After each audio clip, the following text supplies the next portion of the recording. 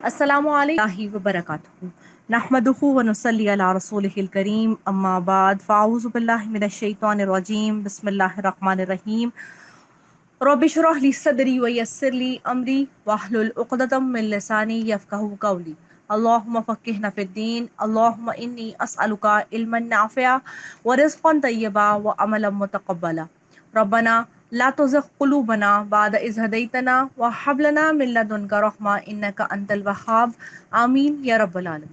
اس دعا اور اس امید کے ساتھ کہ آپ لوگ اپنے گھروں میں خیر اور عافیت کے ساتھ ہوں گے، اللہ تعالی ہم سب پر اپنا کرم، فضل، رحمت، نعمت، صحت اور برکت کو نازل فرمائے۔ اللہ تعالی ہمیں آسانیاں دے اور آسانیاں بانٹنے والا ہم سب کو بنا دے۔ آج کی ہماری آیات الحمدللہ آیت نمبر 34 سے لاسٹ ٹائم جو میں نے لکھا وہ غلطی سے لکھ دیا تھا۔ آیت نمبر 33 پر الحمدللہ ہم نے مکمل کیا تھا کہ اللہ تعالیٰ کی طرف جو بلاتے ہیں وہ اللہ کو بہت پسند ہے، یعنی کہ بات جو اللہ کی طرف بلائی جاتی ہے، جو نیک اعمال کرے اور یہ کہے کہ میں بے شک مسلمانوں میں سے ہوں۔ آغاز کر رہے ہیں آگے، بسم اللہ الرحمن الرحیم۔ ولا اور نہیں تستوی نہیں برابر ہو سکتی الحسنتا بھلائی ولا السیئات اور نہیں برائی، ادفع دور کرو باللتی سات اس طریقے کے ہی یا وہ احسنو زیادہ اچھا ہے، فاذا تو جب الذی وہ شخص بینکا درمیان تیرے و بینہ اور اس کے درمیان عداوت ہے، کأنہ کہ گویا کہ وہ ولیٌ دوست ہے، حمیم جانسار، یعنی کہ یہ کہہ دیا گیا کہ برابر نہیں ہو سکتی بھلائی کے برائی، اور دور کرو اچھے طریقے سے، اور تیرے اور اس کے درمیان میں عداوت ہے۔ مراد کیا ہوئی کہ دنیا میں کوئی بھی جو برائی ہوتی ہے وہ اچھائی کا برابری نہیں کر سکتی، یعنی لوگوں کو اللہ کی طرف بلانے کے ساتھ ساتھ خود کو بھی ہدایت یافتہ، دین کا پابند اور اللہ کا مطیع کرنا بہت زیادہ ضروری ہے۔ جب یہ تمام تر صفات اللہ رب العزت کی طرف سے آ جائیں گی دل کے اندر، تو پھر کیا ہوگا، بہترین چیزیں پھر پانے لگے گی، اور وہ جو ہے برائی انسان کو لے کر ڈوب جاتی ہے، وہ اس وقت تک آپ کے پاس پلٹ کر آتی ہے جب تک آپ برائی کرنے کی نیت کرتے رہتے ہیں، کیونکہ اس کے لیے یہ کہا جاتا ہے کہ جب ہم دوسرے کے لیے گڑھا کھودتے ہیں تو الٹیمیٹلی ہم اس گڑھے کے اندر خود گر رہے ہوتے ہیں، یعنی جہنم کے گڑھے میں، یعنی تمہارے اور تمہارے دشمن کے درمیان میں محبت بڑھے گی۔ دین کے کام میں ایسا اخلاق ہونا چاہیے کہ دشمن دوست بن جائے، اس لیے حسنہ کا ہتھیار جو ہے اس کو استعمال کرنے کو کہا گیا۔ جب تک یہ صفت نہیں ہوگی، یعنی کہ برداشت کی، فوری جواب نہ دینے کی، بھلائی سے بات کرنے کی، خیر خواہی کرنے کی، اور کسی کو اچھا مشورہ دینے کی، اس کے ساتھ ہمدردی اور محبت کرنے کی، تب تک آپ کسی کو کوئی اچھی بات نہیں سکھا سکتے۔ بےہودگی کا بدلہ اگنور کر کے، زیادتی کا بدلہ برداشت کر کے، مکروہ کا بدلہ حلم کے ساتھ، تکلیف کا بدلہ صبر کے ساتھ کر کے جو ہے وہ دین کا کام کیا جاتا ہے۔ یہ جو احسن کا جو لفظ استعمال کیا گیا، یہ احسن کے اندر یہ تمام تر چیزیں پھر آ گئی۔ جو سنگ دل ہوتا ہے، جس کی زبان بھی خراب ہوتی ہے، یعنی کہ بد اخلاق بھی ہوتا ہے، اس سے بات کرتے ہوئے بھی انسان ڈرتا ہے۔ ابن عباس رضی اللہ تعالیٰ عنہ سے مروی ہے، جو غصے کے مقابلے میں صبر کرے، جہالت کے مقابلے میں حلم کرے، جس نے تم کو ستایا اس کو معاف کر دے۔ اصل میں اس آیت مبارکہ میں یہ حکم بیان کیا گیا ہے۔ کسی کو غلط فہمی ہے تو دعا کیجئے کہ اللہ تعالیٰ اس کی غلط فہمی کو دور کر دے۔ اگر آپ کو کوئی غلط فہمی ہے تو آپ جو ہے اپنے سیلف ڈیفenس کے اندر کسی کو کچھ بھی مت کہیے، بلکہ کیا کیجئے، خاموشی اختیار کیجئے، کیونکہ خاموشی سب سے بڑی چیز ہے۔ یہ چیز اللہ رب العزت نے دین کی تبلیغ کے معاملے میں بھی ہمیں سکھا دی، اور کیا زندگی کے عام جو حسن اخلاق ہے اس کے بارے میں بھی ہمیں بتا دی۔ یہ جو ہم کہتے ہیں نا کہ ہمارا موڈ سوئنگ کر جاتا ہے تو ہمیں پتہ نہیں چلتا، یا پھر ہم یہ کہتے ہیں کہ زبان جو ہے وہ بھلے اس کی کڑوی ہے لیکن کیا ہے، اس کا دل صاف ہے۔ تو دیکھیے زبان کا جو آپ کا بولا ہے نا وہ دوسرے کے سامنے آئے گا، آپ کا دل کتنا اچھا ہے وہ کسی کے سامنے نہیں آئے گا۔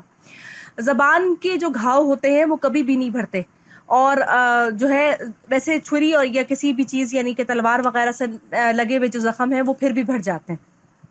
یہی وجہ ہے کہ بحیثیت دائی نبی اکرم صلی اللہ علیہ وسلم کو مخاطب کرتے ہوئے اللہ رب العزت نے ہمیں یہ بتا دیا کہ بھلائی میں جواب دینا ہے، برائی سے جواب نہیں دینا، اور ان کو اچھے طریقے سے بات کرنی ہے۔ حالانکہ کیا ہے کہ آپ کے اور ان کے درمیان میں عداوت کا رشتہ ہے، اور پھر وہ ایسے ہو جائیں گے جیسے کہ آپ کے جانثار دوست. اور یہی ہوا کہ نبی اکرم صلی اللہ علیہ وسلم نے جس طریقے سے محبت کے ساتھ، جس طرح اللہ کے جو تعلیمات تھیں ان کی تبلیغ کی، تو بہت سارے ایسے صحابہ کرام جو کہ ایک وقت میں دشمن تھے، جس کی سب سے بڑی مثال ہم حضرت خالد بن ولید کی لیتے ہیں کہ غزوہ احد کے اندر وہی پلٹ کے اس درے سے واپس آئے تھے جہاں سے مسلمانوں نے درے کا وہ حصہ چھوڑا تھا. تو جو جنگ فتح کی تھی وہ شکست میں بدل گئی تھی، اور بعد میں وہ کلمہ حق انہوں نے قبول کر لیا، اور اللہ تعالیٰ کی طرف سے ان کو سیف اللہ کا لقب دیا گیا، اور وہ تمام تر زندگی انہوں نے جہاد کے اندر گزاری اپنی.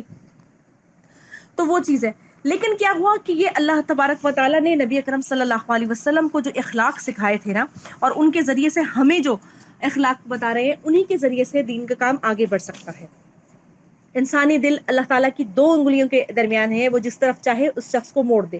جب اللہ کی محبت میں آپ دوسرے کو معاف کرنے لگیں گے تو اللہ تعالیٰ اس کے دل میں جو ہے وہ قدر ڈالے گا لازمی. اور فتح مکہ کے وقت یہی ہوا کہ بہت سارے لوگوں نے پھر اسلام کو قبول کر لیا. تو ہتھیار کیا بتائے گئے کہ بہترین ہتھیار اچھی بات سے بری بات کو روکنا، دشمن کو دوست بنانا اور صبر کرنا. دین حق پر چلنا، اس پر امپلیمنٹ کرنا ہے سیدھا راستہ، لیکن بہت مشکل راستہ ہے. ایسا راستہ جس کے اندر آپ اپنی انا کو اپنے جوتوں کے نیچے دباتے ہیں، اور پھر صرف اور صرف اللہ رب العزت کی بات کو لے کر آگے بڑھتے ہیں. یہ ہے حق کا راستہ. بہت ساری ایسی چیزیں ہوتی ہیں کہ جہاں آپ غلط نہیں ہوتے، آپ نے وہاں پر صرف اور صرف برداشت کیا ہوتا ہے. اور بعض اوقات زندگی میں ایسے مقام آتے ہیں کہ جہاں پہ برداشت کا پیمانہ بھی پورے کا پورا لبریز ہو جاتا ہے. اب جو ہوتا ہے کہ تمام تر منفی خیالات بھی دل میں آتے ہیں، لیکن کیا ہوا، آپ نے اس وقت بھی برداشت کیا، اور بعد میں جب وہ آپ کے سامنے والا جس نے آپ کو کوئی نہ کوئی تکالیف دی تھی، چاہے ذہنی تھی چاہے جسمانی تھی، کچھ بھی، وہ کمزور ہو کے آپ کے سامنے آ گیا، اب آپ کا ظرف ہے کہ آپ اس کے ساتھ کیسا سلوک کرتے ہیں. تو ایک وقت ایسا ضرور آئے گا کہ انشاءاللہ اس کے دل میں آپ کی قدر ضرور آئے گی. تو اس لیے کبھی بھی کوئی بھی بات کسی کو اچھی بتا رہے ہوں، یعنی یہ دین کے حق کے پیغام حق کے ساتھ ہے، تو کبھی اچھی بات بتا رہے ہوں تو پلٹ کے کوئی جواب دے تو خندہ پیشانی سے اسے برداشت کر لیجیے گا. وما، اور نہیں، یلقاہا، اور نہیں ڈالا جاتا ہے اس کو، الا الذین، مگر ان لوگوں میں، صبروا، جنہوں نے صبر کیا. وما، اور نہیں، یلقاہا، اور نہیں ڈالا جاتا ہے اس کو، الا مگر ذو حظ عظیم، مگر بڑی قسمت والوں کے دل میں. اب یہ فرمایا گیا کہ یہ جو بات ہے، یعنی برائی کو بھلائی سے دور کرنے کی، یہ خوبی صرف اور صرف وہ پا سکتا ہے جس کے اندر صبر و تحمل ہو، جو کہ اپنے غصے کو پی جاتا ہو، جو دوسروں کے معاملات سے چشم پوشی کرتا ہو. اور کہا گیا یہ بڑی قسمت والوں کی چیز ہے جن کو یہ مل جائے. یعنی 3 قسم کے لوگ ہوئے کہ برائی کا بدلہ برائی سے لینے والے، اور نیکی کا بدلہ نیکی سے کرنے والے. دوسرے نمبر پہ کون ہوئے کہ نیکی کا بدلہ برائی سے دینے والے. اور پھر وہ لوگ ہوئے کہ جن لوگوں نے برائی تو کی، لیکن آگے والے بندے نے اس پر برداشت کیا اور آئندہ بھی بھلائی کا سلوک کیا. یہ تینوں کیٹیگریز آپ کو بڑے آرام سے اپنے معاشرے کے اندر مل جائیں گی. کہ لوگ جو ہے یا تو اس ٹرم پہ ملتے ہیں کہ ایک بات بری کسی نے کہی تو اگلی بات دوسرے نے کہہ دی، یا پھر اس ٹرم پہ ملتے ہیں کہ اگر تم نے میرے ساتھ اچھا سلوک کیا تو بدلے میں آگے بڑھ کے تمہارے ساتھ اچھا سلوک کروں گا. یا پھر اس چیز پہ ملتے ہیں، یا پھر یہ والا سلوک بھی دیکھنے میں آتا ہے کہ ایک بندہ بہت اچھا کر رہا ہے لیکن دوسرا بندہ اس کے ساتھ بدتمیزی پہ بدتمیزی کیے چلے جا رہا ہے اور اس کی تحقیر کیے جا رہا ہے. اور تیسرا وہ کہ دوسرا جو ہے، یعنی کہ دوسرا بندہ بھی تو ہوگا نا جس کی تحقیر ہو رہی ہے، تو وہ نیکی کے جواب میں ہی بدلہ دیے چلا جا رہا ہے اور دوسرا برائی کر رہا ہے. تو یہ جو تیسرے درجے کا جو بندہ ہے، جو اصل میں پہلے درجے کا بندہ ہے، جو کہ برداشت کر رہا ہے، بھلائی کا سلوک کر رہا ہے، اپنے نفسوں کے ہاتھوں مجبور نہیں ہوتا، شیطان کو زیر دست کر کے رکھتا ہے، یہ قسمت والوں کا کام ہے. حزن کہتے ہیں خیر اور فضل کا حصہ، مالداری کا حصہ. اللہ کے نزدیک وہ لوگ خوش قسمت ہیں جو برائی کا جواب بھلائی سے دیتے ہیں، معاف کرنے والے ہیں، اور ان کے اندر جو ہے یہ صلاحیت ہے کہ وہ دل جیت لیتے ہیں. دل جو جیتنا ہے نا، وہ اصل میں محبت فاتح عالم کے برابر ہے. یعنی دنیا میں وہ فسا کر سکتا ہے جو دلوں کو جیتنا جانتا ہو، جو وافو وصفہو کے طرز پر معاف کرے. یعنی ایسا معاف کرنا، ایسا درگزر کرنا کہ پھر پلٹ کے اس بات کو دہرانا بھی نہیں. اور واقعی ایسا بڑا ظرف کسی انسان کا ہو تو وہ بہت مثالی کردار ہوگا. میں نے ابھی تک ایسا انسان نہیں دیکھا. میرے سامنے نبی اکرم صلی اللہ علیہ وسلم کی جو ہستی مبارکہ ہے وہ آئیڈیل کی حیثیت سے ہے، کیونکہ نبی اکرم صلی اللہ علیہ وسلم نے خندہ پیشانی سے اپنے تمام تر دشمنوں کو فتح مکہ پر معاف کر دیا تھا. لیکن اپنی عملی زندگی کے اندر میں نے ایسا کوئی شخص نہیں دیکھا کہ جس نے تمام لوگوں کو معاف کر دیا ہو.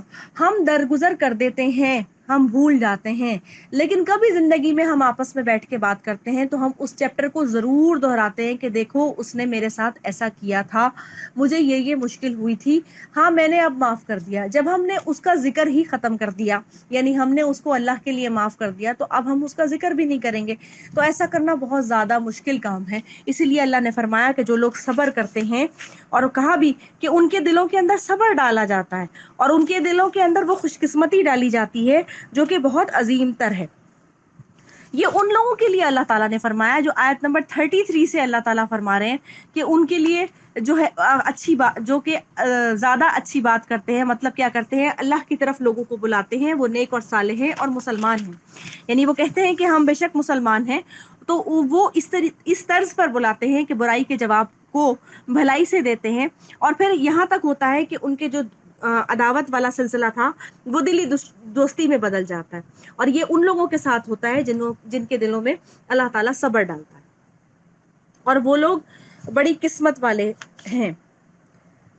اب فرمایا گیا کہ وَإِمَّا، اور اگر يَنزِغَنَّكَ، اگر وسوسہ آئے تجھ کو، من الشیطانی، شیطان کی طرف سے، نزغن، کوئی وسوسہ، فاستعذ، پس پناہ مانگ لو، باللہ، اللہ تعالیٰ کی، انہو، کہ بے شک وہ، هو السمیع العلیم، کہ وہی سننے والا اور جاننے والا ہے. اب کیا ہوا کہ اگر دشمن کی طرف سے، یعنی کہ دشمن شیطان بھی ہے، اس کی طرف سے کوئی وسوسہ آئے تو خود کو اللہ کے حوالے کر دو. جب اب انسان اتنی اچھی اچھی نیکی کرنا شروع کر دیتا ہے نا، تو پھر اس کے دماغ میں خیال آتا ہے کہ میرے سے زیادہ تو کوئی ہے ہی نہیں بندہ، یعنی میں تو ایسا ہوں. وہ لوگوں کے سامنے اپنی نیکی کا اس طرح سے پرچار کرنے لگ جاتا ہے کہ دیکھو میری جو عادت ہے، میں تو لوگوں کو معاف کر دیتا ہوں، میں تو پوچھتا ہی نہیں پلٹ کے، اس نے دیکھو میرے ساتھ ایسا کیا تھا اور میں نے اس کو معاف کر دیا. یہ کیا ہے؟ یہ آپ اس برائی کی بھی پرچار کر رہے ہیں اور اپنے ساتھ اپنی نیکی کا بھی پرچار کر رہے ہیں. تو یہ تمام تر جو چیزیں ہیں، جو انسانی نفسیات کے دھوکے ہیں، جو انسان کو بڑھاوا دینے کا باعث بنتے ہیں، اس طرف سے کوئی جو وسوسہ آتا ہے، بس اس سے تم پناہ مانگ لو کہ بے شک وہی سننے والا اور جاننے والا ہے. شیطان ان تمام تر چیزوں میں نا بہت ایکٹیویٹ اور ایکٹیو ہے اور انٹرسٹڈ ہے ان معاملات کے اندر، کہ کوئی بس کہیں سے کوئی نیکی کر لے، میں اس کو پکڑ کے یا تو بھلوا دوں، یا اس کے اندر تکبر پیدا کر دوں، یا کیا کروں، اس کے دماغ کو مختلف چیزوں کے ساتھ بھر دوں. اسی طریقے سے اگر اس تعلیم کو جو ہم قرآن کی پڑھ رہے ہیں عمل میں نہیں لے کر آئیں گے، بار بار نہیں دہرائیں گے، بار بار دوسروں کو اس کی تلقین نہیں کریں گے، تو یہ محو ہو جائے گی ہمارے درمیان سے. قرآن کا علم ایک واحد ایسا علم ہے، اور ہر علم ہی تقریباً ایسا ہے، لیکن اس کے اندر بڑی خاص بات ہے کہ اس کے پیچھے چور لگا ہوا ہے، اور وہ ہے چور شیطان. وہ اس کو مکمل ختم کر دیتا ہے. یہی وجہ ہے کہ حفاظ اور قراء سے کہا جاتا ہے کہ بار بار اس کو دہرائیں. یہاں پر میں ذکر اس لیے کر رہی ہوں کہ جو یہ دعا الی اللہ کے لیے جو کہا گیا نا، وہ اس کی جواب، یہاں پر میں ذکر اس لیے کر رہی ہوں کہ جو یہ دعا الی اللہ کے لیے جو کہا گیا نا، وہ اس کی جواب میں کہا گیا کہ شیطان جو دل میں وسوسہ ڈالتا ہے تو اس کے لیے اللہ کی پناہ مانگ لو. یعنی یہ بھی کہ اللہ تعالیٰ جو چیز ہم سیکھ رہے ہیں، سمجھ رہے ہیں، وہ ہمارے دلوں کے اندر محو ہوتی چلی جائے. یعنی قرآن سے تعلق کبھی کم نہ ہو. اور سننے والا اور جاننے والا کیوں ہے اللہ تعالیٰ؟ اس لیے کہ دعا بھی اسی سے مانگی جاتی ہے اور مدد بھی اسی سے مانگی جاتی ہے. مسلمانوں کی دعوت جب مسلمانوں کے لیے ہو تو اس میں جنگ نہیں ہوگی، اگرچہ مخالفت ضرور ہوگی. یعنی کہ یہ میرے فرقے کی بات ہو گئی، یا یہ میرے فرقے کی بات ہو گئی، یا میں اس والے مسلک کو فالو کرتا ہوں، تم اس والے مسلک کو فالو کرتے ہو، یا میں اس والے ان والے عالم صاحب کی بات سنتا ہوں، تم دوسرے کی بات سنتے ہو، تو ہمارے درمیان تو اختلاف ہے. ہر کسی کی بات کو خندہ پیشانی سے سننا اور دلائل دیتے ہوئے قرآن اور احادیث اور لاجک تینوں چیزوں کو رکھنا ہے. عقلی دلیل تو سب سے بعد میں آئے گی نا کسی بھی چیز کے، لیکن سب سے پہلے تو قرآن کی بات آئے گی. قرآن اور احادیث اور لاجک تینوں چیزوں کو رکھنا ہے. عقلی دلیل تو سب سے بعد میں آئے گی نا کسی بھی چیز کے، لیکن سب سے پہلے تو قرآن کی بات آئے گی، پھر حدیث مبارکہ صلی اللہ علیہ وسلم کا ذکر آئے گا، رسول اللہ صلی اللہ علیہ وسلم کا جو فعلی عمل ہے وہ بھی ہمارے لیے سنت ہے، اس کا ذکر آئے گا. تو وہ تمام، جس کو ہم سیرہ بھی کہتے ہیں، تو وہ تمام تر چیزیں ان کا ذکر آئے گا. تو اس اختلاف کو، اس مخالفت کو بھی برداشت تو کرنا ہی کرنا ہے، اور کرنے کے بعد پھر اس کو جو ہے خندہ پیشانی سے برداشت کر کے آپ نے دوسرے کو تدریس کا پہلو ضرور دینا ہے. ایسی بات نہیں کرنی کہ دو اوپوننٹس آپس میں کھڑے ہو گئے اور پھر وہ لڑنا شروع ہو گئے. ہم کلمہ گو مسلمان ہیں، اس لیے ہم کسی کو برا بھلا نہیں کہہ سکتے.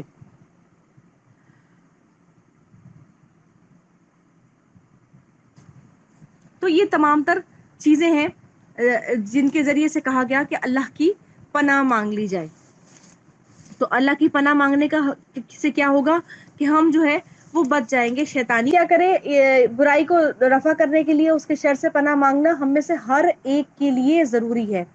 اور ایسا ہو یعنی ہر بات کا سننے والا، ہر بات کا جاننے والا، وہی پناہ کے طلبگاروں کو پناہ دے سکتا ہے.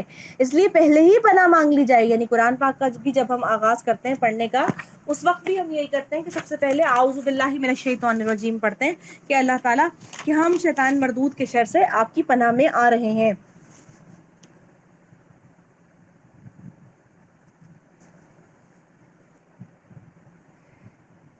ٹھیک ہے. اور ومن آیات ہی، اور اس کی نشانیوں میں سے ہے اللیل، رات، والنہار، اور دن، والشمسی، اور سورج، والقمری، اور چاند. ولا، اور نہ، تسجدو، تم سجدہ کرو، للشمسی، سورج کے لیے، وللقمری، اور چاند کے لیے، وسجدو، اور سجدہ کرو، للہ، اللہ تعالیٰ کے لیے، الذی، وہ ذات جو، خلقہن، جس نے پیدا کیا ہے ان کو، ان اگر کنتم ہو تم، ایاہو، اسی کی، تعبدون، تم عبادت کرتے. اور پھر فرما دیا گیا کہ اللہ کی نشانیوں میں سے سورج اور چاند ہے، تم اس کو سجدہ نہ کرو، یعنی اس کے آگے مت جھکو. اور سجدہ کس کے لیے کرو؟ اللہ تعالیٰ کے لیے کرو. الذی، وہ ذات جس نے تم کو پیدا کیا، اگر تم اسی کی عبادت کرنے والے ہو. یعنی اللہ تعالیٰ ہے، اس کے اختیارات کے اندر کسی کا بھی حصہ نہیں ہے.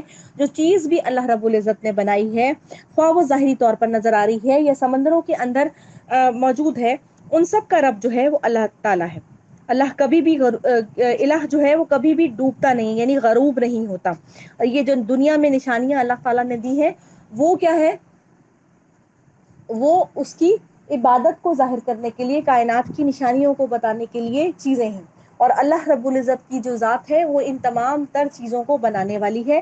وہ خالق بھی ہے، مالک بھی ہے، اور ان کا کنٹرول بھی تمام تر سنبھالنے والی ہے. تو پھر کیا ہوا کہ موجودہ دور کی چمک دھمالنے والی ہے. تو پھر کیا ہوا کہ موجودہ دور کی چمک دھمک کو دیکھ کر لوگوں نے بہت ساری چیزوں کو معجزات کا روپ دے دیا. اب معجزات کا روپ دینے سے کیا ہوا کہ وہ لوگ معاف کیجیے گا، تو انہوں نے ان چیزوں کو سجدہ کرنے شروع کر دیا. اب کیا ہوا کہ کلمہ گو مسلمان ہر کوئی ہے، لیکن اب ایک بہت ساری چیزوں کے اندر آپ نے بھی دیکھا ہوگا کہ چیزوں کا جو کنٹرول ہے نا، چیزوں کا کنٹرول وہ ہم نے بہت ساری ہستیوں کو دے دیا. اب یہ بات میری بری لگے گی بہت سارے لوگوں کو، لیکن یہ حقیقت ہے. ذرا اس کو لاجیکلی سوچئے. جب بنانے والا اللہ رب العزت ہے، ہر چیز کو قائم کرنے والا اللہ رب العزت ہے، تو چیزوں جو موجود ہے نا ان کو کنٹرول کرنے والا بھی اللہ رب العزت ہے. جیسے سمندر کو یہاں پر کہہ دیا کہ یہاں پر جو الحمدللہ جو کنٹرول کرنے والا بھی اللہ رب العزت ہے. جیسے سمندر کو یہاں پر کہہ دیا کہ یہاں پر جو الحمدللہ جو کیا کہنا چاہیے کہ صاف الفاظ میں اگر میں کہوں تو یہ کہ حضرت عبداللہ شاہ غازی کو کہہ دیا گیا، وہ اپنے وقت کے نیک ہوں گے بزرگ، اور ان کی کسی بھی بزرگ کی تعلیمات سے انکار کوئی نہیں ہے، کیونکہ ہر کسی نے اللہ سے جوڑنے والی بات کی. لیکن کیا کہا کیا جاتا ہے کہ یہ جو سمندر کو کنٹرول انہوں نے کر رکھا ہے کہ کراچی ڈوبتا نہیں ہے، وہ انہوں نے کیا ہوا ہے. یہ کیا چیز ہے؟ یہ ذرا سا یہ چیزیں سوچ لینا. یا ملتان کے بارے میں کہا جاتا ہے کہ بہاؤالدین ذکریہ رحمۃ اللہ علیہ جو ہیں، انہوں نے جو ہے وہ ملتان کو سنبھالا ہوا ہے، نہیں تو ملتان جو ہے وہ غرق ہو جائے گا. اس طریقے سے بہت سارے شہروں کے بارے میں کوئی نہ کوئی ہم نے کوئی نہ کوئی چیز کی ہوئی ہے. یہ تمام تر کیا چیزیں ہیں؟ یہ ہمیں شرک کی طرف لے کے جانے والی چیزیں ہیں. ہم جو ہے وہ نہ چاہے وہ لوگوں کو دے کے بیٹھ گئے. ہم مکمل طور پر وہ الہ کے جو درجات ہیں وہ دے کر بیٹھ گئے، اور پھر اس کے بعد جب الہ کے درجے ہم نے دوسروں کو دیے تو نتیجہ کیا ہوا ہے کہ ہم نے اسی طریقے سے پرستش بھی پھر شروع کر دی. اللہ تعالیٰ ہم سب کو معاف فرما دے. اور ساتھ ہی اللہ تعالیٰ نے کہہ دیا کہ وہ ذات جس نے پیدا کیا ہے ان کو، یعنی اللہ نے ہی ان تمام تر چیزوں کو پیدا کیا ہے نا. اگر تم اسی کی عبادت کرتے ہو تو صرف سجدہ جو ہے وہ اللہ رب العزت کے لیے ہی کرو. फरिस्तकबरू, फिर अगर वो तकब्बुर करें, फलजीना, तो वो हस्तियां, इंदा रब्बी का, जो तेरे रब के पास हैं, युसब्बिहूना, तस्बीह करती हैं, लहू, उसके लिए, बिल्लैली, रात को, वन्नहारी, और दिन को, वहुम, और नहीं, ला यस्माऊन, और नहीं वो थकते हैं। यानी अगर वो तकब्बुर करते हैं इस बात पे कि कोई हक की बात बता रहा है, और उसके बावजूद वो लोग इस चीज से नहीं हटते कि वो अल्लाह के अलावा लोगों को, यानी वो हस्तियां जिनको दुनिया में अल्लाह ने ही पैदा किया है, उनको अल्लाह के बराबर, वो अल्लाह के पास जो है वो दिन रात उसकी तस्बीह कर रहे हैं। यस्माउन के अंदर आता है किसी चीज का ज्यादा अरसे तक रहने से दिल उचाट हो जाना, यानी वो ऐसे हैं जो कि थकते नहीं हैं, उनका दिल अल्लाह की हमदो सना बयान करने से थकता नहीं है, ना ही दिल उनका उचाट होता है, वो सिर्फ और सिर्फ अल्लाह रब्बुल इज्जत की जो है तस्बीह को बयान करते हैं। यानी कहने का मकसद यह है कि सारे जिनो इंस भी अल्लाह की इबादत करने से अगर हट जाएं तो अल्लाह ताला की जो बड़ाई है, किबरियाई है, उसके अंदर फर्क नहीं आएगा। लेकिन सारे के सारे अगर उसकी हमदो सना बयान करना शुरू कर दें तो क्या होगा, और उससे मांगना शुरू कर दें तो उसके जो खजाना है उसके अंदर सिर्फ इतना फर्क आएगा, जैसे सुई को एक समंदर के अंदर डुबोया जाए तो उसका ऊपरी हिस्सा जो है वो गीला होता है। आयत सज्दा है, अल्हम्दुलिल्लाह हम सब के लिए सज्दा जरूरी हो गया। सजद वजहिय लिल्लज़ी खलक़ व शक़्क़ समाअ व बसरहु व बिहौलिही व कुदरतिही फ़तबारकल्लाहु अहसनुल खालिकीन के अंदर डुबोया जाए तो उसका ऊपरी हिस्सा जो है वो गीला होता है। आयत सज्दा है, अल्हम्दुलिल्लाह हम सब के लिए सज्दा जरूरी हो गया। सजद वजहिय लिल्लज़ी खलक़ व शक़्क़ समाअ व बसरहु व बिहौलिही व कुदरतिही फ़तबारकल्लाहु अहसनुल खालिकीन। वमिन आयात ही, और इसकी निशानियों में से है, अन्नका, के बेशक तुम, तरल अर्दा, तुम देखते हो जमीन को, खाशियतन, दबी हुई है, फ़इज़ा, फिर जब, अंजलना, नाजिल करते हैं हम, अलैहा, उस पर, अलमा, पानी को, अहतज़त, वो हिलती है, वरबत, और फूलती है, इन्नल्लज़ी, के बेशक वो ज़ात, अहया, जिसने जिंदा किया, अलमुहयिल मौता, उसको, जिसने जिंदा किया उसको, लमुहयिल मौता, अलबत्ता जिंदा करने वाला है मुर्दों को, इन्नहू, के बेशक वो, अला कुल्ली शैइन कदीर, हर चीज पर कादिर है। और फिर क्या हुआ कि तरह तरह की चीजें जब इसमें से निकलती हैं तो तुम देखते हो कि किस तरीके से अल्लाह ताला ये सब कुछ करते हैं। इसी तरीके से वो मुर्दों को जमीन के अंदर से निकाल लाएंगे,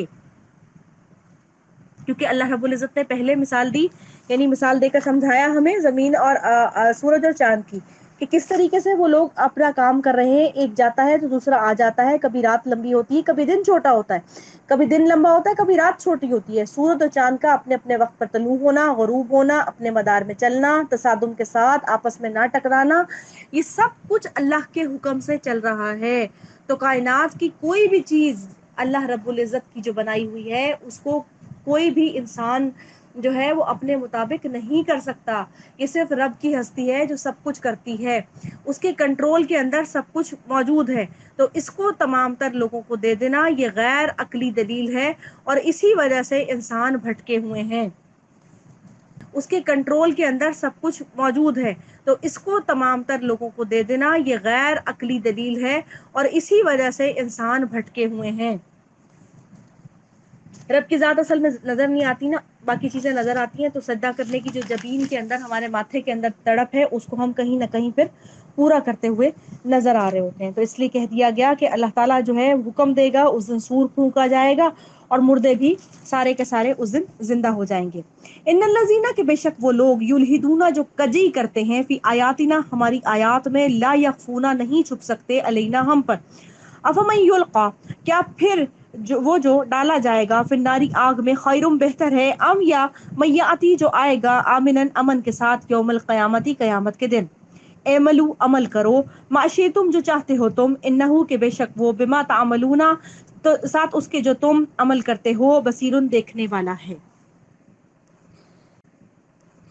यानी फरमाया गया कि जो हमारी आयात के साथ इल्हाद करते हैं, इल्हाद के मायने क्या हुआ कि वो लोग जो कि टेढ़पन तलाश करते हैं, अकायद का बिगाड़ असल में इल्हाद है।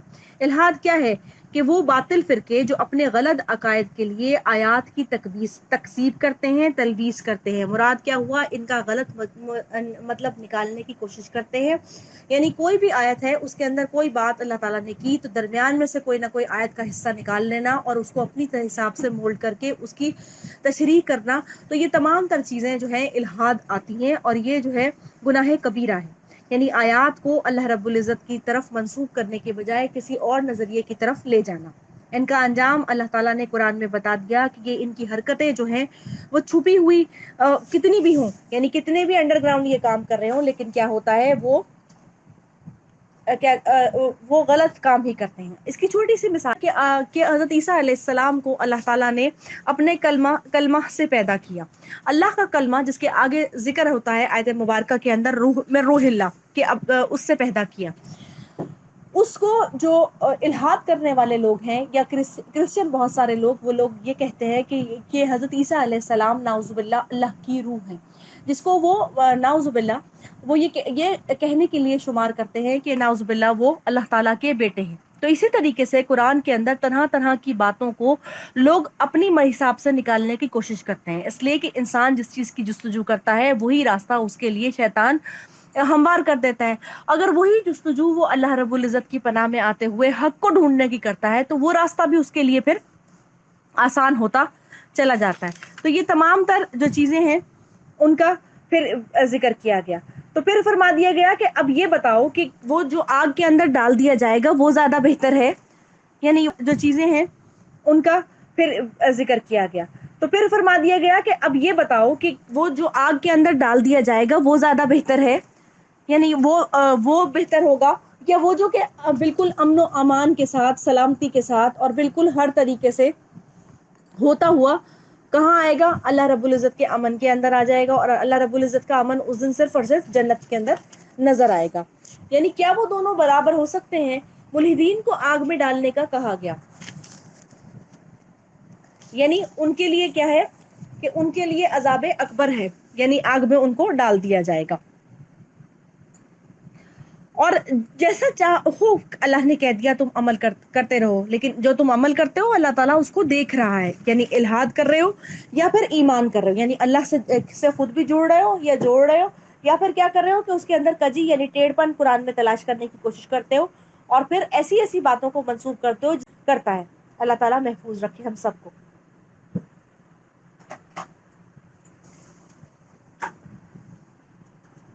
ان الذین، کہ بے شک وہ لوگ، کفروا جنہوں نے کفر کیا، بذکری نصیحت کے ساتھ، لما جب جاءہم وہ آ گئی ان کے پاس، انہو کہ بے شک وہ، لکتاب عزیز البتہ ایک زبردست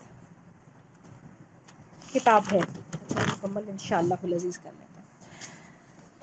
یعنی کہ فرما دیا گیا کہ وہ لوگ جو ہیں وہ جنہوں نے کفر کیا کس کے ساتھ؟ نصیحت یعنی قرآن پاک کے ساتھ، اس کو مان کے نہیں دیا، ان کے لیے کیا ہونا چاہیے؟ یہ تعلیم کا انداز ہے کہ اللہ رب العزت سب کچھ بتا کر انجام کی طرف اشارے کر کے سوچنے پر مجبور کر رہے ہیں کہ یہ زبردست کتاب ہے، اس کو پڑھو، اس میں سے سیکھنے کی کوشش کرو، کیونکہ یہ کتاب جو ہے وہ اللہ رب العزت کی طرف سے آئی ہے۔ لا یاتیہ الباطل، اور نہیں آ سکتا اس کو باطل، من بین یدیہ اس کے سامنے سے، ومن خلفہ اور اس کے پیچھے سے، تنزیل زبردست کتاب ہے، اس کو پڑھو، اس میں سے سیکھنے کی کوشش کرو، کیونکہ یہ کتاب جو ہے وہ اللہ رب العزت کی طرف سے آئی ہے۔ لا یاتیہ الباطل، اور نہیں آ سکتا اس کو باطل، من بین یدیہ اس کے سامنے سے، ومن خلفہ اور اس کے پیچھے سے، تنزیل نازل کرتا ہے، من حکیم حمید حکمت والے تعریف والے کی طرف سے۔ یعنی پھر کہہ دیا گیا کہ یہ کتاب کیسی ہے، یعنی یہ کتاب ایسی ہے کہ باطل اس کے آگے پیچھے سے نہیں آ سکتا، اس لیے کہ یہ رب کی طرف سے آئی ہے، بہت حکمت والی ہے اور تعریف والی ہے۔ یہ بات اس لیے کی گئی کہ دائی اس کتاب کے ذریعے سے تعلیم تبلیغ دے گا، یہ سب سے شارٹیسٹ راستہ ہے اللہ کی طرف جانے کا، اس کے ذریعے سے کوئی بھی انسان اللہ رب العزت کی ہستی کو پا سکتا ہے، اور اس کے بارے میں پڑھنے اور پڑھانے والے دونوں کے دلوں کے اندر طرح طرح کے وسوسے ڈالے بھی جاتے ہیں، اور کیا ہوتا ہے کہ جو ہے وہ شیطان بھی ورگلاتا ہے اللہ کے، جس نے اس کے اندر کوئی نہ کوئی چھانٹ چھانٹ کے چیزیں الگ کرنے کی کوشش کی تو کیا ہوگا؟ اس کو اللہ تعالیٰ کبھی بھی معاف نہیں کریں گے۔ اور پھر یہ ہوا کہ باطل تعویلوں کے ساتھ کوئی نہ کوئی اگر اس کے ساتھ جڑنے کی کوشش کرے گا تو وہ اپنے ہی لیے نقصان کا باعث بنے گا، اس لیے کہ جب اللہ رب العزت نے قرآن کو نازل فرمایا تو اس کے لیے بھی بہت انتظام فرمایا کہ جب حضرت جبرائیل علیہ السلام جب نبی اکرم صلی اللہ علیہ وسلم پر وحی لے کر آتے تھے تو بالکل فرشتوں کی قطاریں کھڑی ہو جاتی تھیں، یعنی کہ کیا ایک مکمل پہرہ داری کا نظام ہوتا تھا، اور پھر ایک گھنٹی کی فارم آتی تھی جس میں نبی اکرم صلی اللہ علیہ وسلم کو بعضوں کا سخت سردی کے اندر پسینہ آ جاتا تھا، اور وہ کیفیت وہ ہوتی تھی کہ جب آپ سب کے درمیان بھی موجود ہوتے تھے لیکن ایک خاص کیفیت میں ہوتے تھے، اور اس کے ذریعے سے ان کے پاس وہی آیا کرتی تھی۔ تو یہ کہا گیا کہ اس کی حفاظت کا ذمہ جو ہے اللہ رب العزت کے ذمہ ہے۔ ما یقالو نہیں کہا جا رہا لگا آپ کو الا مگر قد تحقیق کیل رسول انا بے شک ربا کا رب تیرا لذو مغفرتن البتہ مغفرت والا ہے، وذو عقاب اور دردناک سزا والا، علیم ذو عقاب علیم دردناک سزا والا ہے۔ یعنی آپ کو وہ کہا جا رہا ہے، ان میں سے کوئی لقب اور مخالفت نہیں ہے، یہ سب کچھ جو کہا جا رہی ہیں آپ کو باتیں، یہ ساری کی ساری جو ہے آپ سے پہلے بھی انبیاء کو کہی جا چکی ہیں۔ یہ کتاب خود تسلی ہے، یقین دلاتی ہے، اس لیے کہ رب العالمین جو ہے وہ مغفرت والے ہیں شدید، یعنی کہ جو پلٹ کر واپس آ جائے اس کے لیے، اور سخت سزا والے اس کے لیے ہیں جو کہ اپنی ہٹ درمی کے اوپر برقرار رکھتا ہے اور کجی کو تلاش کرتا ہے طرح طرح کی۔ اچھا، اس کتاب کو کیوں کچھ نہیں ہو سکتا؟ اس لیے کہ ایک اللہ کا کلام ہے، جبرائیل امین محمد صلی اللہ علیہ وسلم کے اوپر لے کر آئے تھے۔ حضرت جبرائیل جو ہے وہ امین ہے، قوی ہے، اور اللہ تعالیٰ کے جو ہے پیام اللہ کی طرف لانے والے جو ہے وہ پیامبر ہیں، اور ان کی یہ تمام تر خوبی ہے، ان کے سامنے کوئی حضرت جبرائیل جو ہے وہ امین ہے، قوی ہے، اور اللہ تعالیٰ کے جو ہے پیام اللہ کی طرف لانے والے جو ہے وہ پیامبر ہیں، اور ان کی یہ تمام تر خوبی ہے، ان کے سامنے کوئی دخل اندازی نہیں کر سکتا، ڈائریکٹ دل پر اترا، کوئی رخنا درمیان کے اندر نہیں آیا۔ آپ صلی اللہ علیہ وسلم سے بہت سارے صحابہ کرام نے اس کو حفظ کر لیا، پورے کا پورا اترا، تسلسل کے ساتھ ساتھ اترا، اور آہستہ آہستہ اترا۔ نبی اکرم صلی اللہ علیہ وسلم نے جب اس کو یاد کرنے کی جلدی کوشش کی تو خود فرما دیا گیا کہ ٹھہر ٹھہر کے یاد کیجئے، اس کو آپ کے دل میں اتارنا ہمارا کام ہے۔ لکھنا اگر لکھی ہوئی کتاب آتی تو اس کی حفاظت کی کوئی گارنٹی نہیں ہوتی۔ یہ جو ہے کہاں سے آئی؟ لوح محفوظ سے آسمان دنیا کے اوپر آئی، پھر وہاں سے جبرائیل علیہ السلام حضرت محمد مصطفیٰ صلی اللہ علیہ وسلم کے پاس لے کر آئے، حضرت محمد مصطفیٰ صلی اللہ علیہ وسلم کے پاس سے صحابہ کرام رضی اللہ تعالی عنہم اجمعین کے پاس آئی، اس کے بعد حفاظ اور قرآن نے اپنے سینوں میں محفوظ کیا، اس کے بعد عہد ابوبکر کے اندر اس کو جان رضی اللہ تعالیٰ عنہ کے دور میں اسے باقاعدہ طور پر کتابی شکل دی گئی۔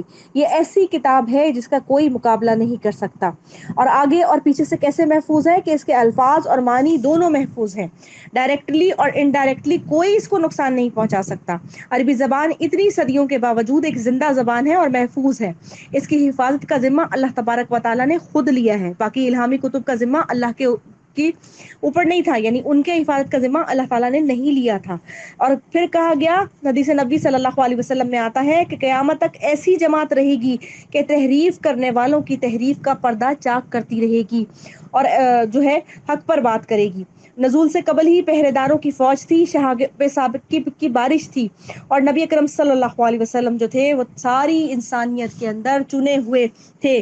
اس کتاب کو یعنی ان کے اوپر کتاب کا نزول ہوگا اللہ کی طرف سے، اس کا ٹیکسٹ محفوظ ہے، اس کی تعلیم محفوظ ہے، اللہ رب العزت کا تقریباً لوگ جو ہے وہ اللہ کی طرف سے اس کا پیغام پہنچانے کی کوشش کر رہے ہیں۔ اور آج کل جس طریقے سے ہم سوشل میڈیا پہ دیکھ رہے ہیں، یعنی کہ ہمارے ہاتھ میں یوٹیوب ہے، تو ہم ہر وقت نہیں بھی قرآن پاک اٹھا کر پڑھ رہے ہوتے تو ہم جو ہے تلاوت قرآن سن رہے ہوتے ہیں، کوئی نہ کوئی احادیث سن رہے ہوتے ہیں، یا پڑھ رہے ہوتے ہیں، یا کچھ کر رہے ہوتے ہیں، یعنی ہر صورت کے اندر ہماری وابستگی الحمدللہ قرآن الحکیم سے رہتی ہے۔ ولو جعلناہ، اور اگر نہ ہم بناتے اس کو قرآن عجمین، قرآن اگر ہم بناتے اس کو قرآن عجمین، قرآن عجمی، لقالوا البتہ وہ کہتے، لولا کیوں نہیں، فصلت کھول کر بیان کی گئی، آیاتہ اس کی آیات، عجمیون کیا عجمی، و عربیون اور عربی، کل کہہ دیجئے، ہوا وہ للذین ان لوگوں کے لیے، آمنو جو ایمان لائے، ہدن ہدایت ہے، و شفاؤن اور شفا ہے، والذین اور وہ لوگ، لا یؤمنون جو لوگ ایمان نہیں لاتے، للذین ان لوگوں کے لیے، آمنو جو ایمان لائے، ہدن ہدایت ہے، و شفاؤن اور شفا ہے، والذین اور وہ لوگ، لا یؤمنون جو لوگ ایمان نہیں لاتے، فی آذانہم ان کے کانوں میں، وقرن بوجھ ہے، وہوا اور وہ علیہم ان پر عامہ اندھا پن ہے، اولئک یہی لوگ ینادونا جو پکارے جاتے ہیں میں مقام بعید دور کے مقام سے. یعنی پھر کہہ دیا گیا کہ اگر ہم اس قرآن کو اجمی بناتے یعنی دوسری زبان سے ملا دیتے تو یہ لوگ کہتے کہ اس میں کھول کھول کر آیات کیوں نازل نہیں کی گئیں. مراد یہ ہوا کہ عربی جو ہے وہ بہت وسیع زبان ہے، جس میں ایک وا جو ہے نا، وا جو حرف جار ہے، اس کے بھی 10 میننگز آتے ہیں، 10 طرح سے اس کا مطلب ہوتا ہے. تو وہ لوگ کہتے ہیں کہ اس کتاب کے اندر آیات کو کھول کر بیان کیوں نہیں کیا. لوگ وہ بہانے کرتے ہیں جو وہ ایسے تھے کہ دوسرے یعنی کہ کہتے کہ اہل مکہ نے جیسے مختلف باتیں کی. اصل فساد کی جڑ یہود تھے، وہ کہتے تھے کہ پہلی کتب یہ بات کہ نبوت بنو اسرائیل سے بنو اسماعیل میں کیوں آئی. حضرت عبداللہ بن سلام نے جب نبی اکرم صلی اللہ علیہ وسلم کو دیکھا تو اس کے بعد وہ ایمان لے آئے، تو ان کو دوہری نبوت پانے کا یعنی دوہری نبوت میں پیروکار بننے کا ان کو سمجھ لیں شرف ملا کہ انہوں نے جو نبوت موسیٰ تھی اس کا بھی انہوں نے ان تعلیمات پر عمل کیا، اور اس کے بعد جو ہے نبی اکرم صلی اللہ علیہ وسلم کی تعلیمات پر بھی عمل کیا. اور اسی طریقے سے حضرت سلمان فارسی جو تھے وہ انہوں نے ایران کے رہنے والے تھے، تو انہوں نے وہاں سے جو ہے وہ عیسائیت کو اپنا لیا تھا، اور وہاں سے وہ ڈھونڈتے ڈھونڈتے غلامی کی صورت میں ہوتے ہوتے مدینہ آئے. حضرت ابوبکر صدیق نے ان کو آزاد کروایا. تو جو انہوں نے تمام تر چیزیں دیکھی ہوئی تھیں جو اپنے عالم سے وہ سیکھ رہے تھے، تو انہوں نے نشانیاں ان کو بتائی تھی کہ اس طرح سے وہ ہوں گے، وہ صدقہ نہیں لیں گے، اور جب آپ ان کو تحفہ دو گے تو وہ قبول کر لیں گے، اور پھر بعد میں ان کے کندھوں یعنی شانوں کے درمیان کے اندر مہر نبوت ہوگی. اگر سے وہ ہوں گے وہ صدقہ نہیں لیں گے، اور جب آپ ان کو تحفہ دو گے تو وہ قبول کر لیں گے، اور پھر بعد میں ان کے کندھوں یعنی شانوں کے درمیان کے اندر مہر نبوت ہوگی. حضرت سلمان فارسی رضی اللہ تعالیٰ عنہ جب نبی اکرم صلی اللہ علیہ وسلم کی خدمت اقدس میں حاضر ہوئے تو اس وقت انہوں نے کہا، کافی ان کی عمر ہو چکی تھی جب تک، جب وہ حاضر ہوئے تو انہوں نے ان کو جو ہے وہ صدقہ دینے کی کوشش کی. نبی اکرم صلی اللہ علیہ وسلم نے لینے سے انکار کر دیا. اس کے بعد انہوں نے تحفہ دیا، تو اس کے بعد انہوں نے تحفہ قبول کر لیا نبی اکرم صلی اللہ علیہ وسلم نے. اس کے بعد جب انہوں نے کوشش کی کہ وہ کسی طریقے سے نبی اکرم صلی اللہ علیہ وسلم کی مہر نبوت کو دیکھ لیں، تو نبی اکرم صلی اللہ علیہ وسلم نے انہیں خود دکھائی کہ آپ یہ دیکھنا چاہتے ہیں تو دیکھ لیجیے. اور اس کے بعد جو ہے وہ کلمہ لے آئے، مطلب اس پر ایمان لے آئے، اور وہ رونے لگے کہ میں نے آپ کو پانے کے لیے بڑی مشکلات کو سہا ہے. تو اس پر حضرت ابوبکر صدیق رضی اللہ تعالیٰ عنہ نے ان کو آزاد کروا لیا تھا، اور پھر ساری زندگی انہوں نے اچھا. تو قرآن ہر ہدایت ہے اور شفا ہے ماننے والوں کے لیے. ہدایت کس کے لیے؟ جو ہدایت پانا چاہتا ہے. شفا اس کے لیے جو کہ شفا لینا چاہتا ہے. ہدایت کیا ہے؟ روحانی بیماریوں کا علاج، اور شفا کیا ہے؟ جسمانی بیماریوں کا علاج. بہت ساری ایسی چیزیں ہیں جو ہم اپنی جسمانی تکلیف کے لیے اس میں سے پڑھتے ہیں، جیسے سورہ فلق، سورہ ناس ہو گئی. اچھا، روحانی بیماریوں کے لیے بھی بہت ساری چیزیں جو ہیں وہ جیسے ہم آیات الکرسی پڑھتے ہیں، اور باقی جو ہم پورا قرآن پڑھتے ہیں تو ہماری روح کو جو ہے وہ اس کے حساب سے غذا ملتی چلی جاتی ہے، اور ہم سکون پاتے چلے جاتے ہیں. لیکن جن کے دلوں میں بوجھ ہے، جن کی کانوں کے اندر جو ہے بوجھ پڑا ہوا ہے، اور وہ اندھا پن کا شکار ہیں، تو وہی لوگ دور ہو جاتے ہیں. اصل میں جو آلریڈی آپ کے دل اور دماغ کے اندر آلریڈی چیزیں موجود ہونا، تو حق کی پکار اس میں نہیں جا سکتی. حق کی پکار کے لیے دل و دماغ کو بالکل کھولنا پڑتا ہے، اور جو چیزیں آپ غلط کر رہے ہوتے ہیں اس غلطی کو تسلیم کرنا پڑتا ہے. تبھی حق کی پکار جو ہے وہ دل بتا. تحقیق آتینا دی ہم نے موسیٰ علیہ السلام کو کتاب فاختلفا پس اختلاف کیا گیا فیہ اس میں.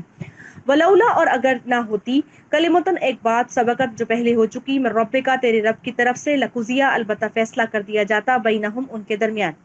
انہم کہ بے شک وہ، لفی شکن البتہ شک میں، منہ اس سے، مریب بے چین کرنے والے ہیں. یعنی کہا گیا کہ ہم نے موسیٰ علیہ السلام کو کتاب دی، اس میں بہترین تعلیمات تھیں، لوگوں نے اس میں اختلاف کیا. اگر تیرے رب کی بات یہ طے نہ ہوتی کہ لوگوں کے درمیان میں فیصلہ کیا جائے گا، تو پھر یہ سب کچھ کیسے ہوتا؟ یعنی کہ کیا ہوا کہ دنیا میں یہ ممکن ہی نہیں کہ سورج جیسی سچائی کو واضح نہ کیا جائے. اور جو لوگ نہیں مانتے ان کے لیے بہت بڑی دھمکی دے دی گئی کہ یہود اپنے نبی اور کتب کے ساتھ یہ لوگ ایسا کر چکے ہیں، اب جو ہے باقی کے لوگ آپ کے ساتھ کر رہے ہیں، اور یہ آپ کو بے چین کرنے والے شک میں مبتلا کرنا چاہتے ہیں. اصل میں یہ خود جو ہے وہ بے چین کرنے والے شک میں ہے، کیونکہ حق جب سامنے ہو اس کے باوجود جو انسان کو بے چین کرنے والے شک میں مبتلا کرنا چاہتے ہیں.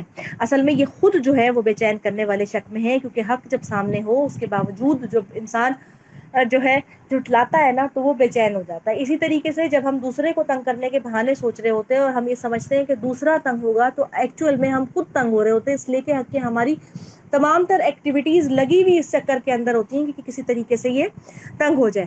من عملہ، جو کوئی عمل کرے، صالحن اچھے، فلنفسی ہی تو اپنی ہی ذات کے لیے ہے، ومن اساء اور جس نے برا کیا، فعلیہ تو اس پر ذمہ داری ہے اس کی، وما اور نہیں ربک کا تیرا رب بظلام للعبید اور نہیں تیرا رب بہت ظلم کرنے والا بندوں کے لیے، یعنی جو کوئی اچھے عمل کرے گا اس کے لیے اس کے اچھے اعمال ہیں، اور جو کوئی برے کرے گا اس کے لیے برے اعمال ہیں۔ یہ ایک اللہ تعالیٰ نے خاص قسم کا فارمولہ ہمارے سامنے دے دیا کہ اچھے اعمال کرنے کا انجام اچھا ہوگا اور برے اعمال کرنے کا انجام برا ہوگا۔ سجدہ ضرور ادا کر لیجیے گا، ساتھ میں شکرانے کے نفل پڑھ لیجیے گا۔ الحمدللہ 24 پارہ آج ہمارا مکمل ہو گیا۔ اللہ رب العزت کا بہت بڑا احسان کہ وہ ہمیں آہستہ آہستہ تکمیل قرآن تک لے کر جا رہے ہیں۔ اللہ تعالیٰ کا لاکھ لاکھ لاکھ دفعہ شکر، بس اللہ تعالیٰ ہمارے اعمال کے اندر یعنی عملی طور پر قرآن اور احادیث کی جو احکامات ہیں وہ آ جائیں، اور ہمارا قول اور فعل دونوں کے دونوں برابر ہو جائیں، آمین۔ اللہم آنس وحشتی فی قبری، اللہم ارحمنی بالقرآن العظیم واجعلہ لی اماما ونورا وہدی ورحمہ، اللہم ذکرنی منہ ما نسیت وعلمنی منہ ما جہلت وارزقنی تلاوتہ آناء اللیل وآناء النہار واجعلہ لی حجۃ یا رب العالمین۔ سبحانک اللہم وبحمدک، نشہد ان لا الہ الا انت، نستغفرک ونتوب الیک۔ السلام علیکم ورحمۃ اللہ وبرکاتہ۔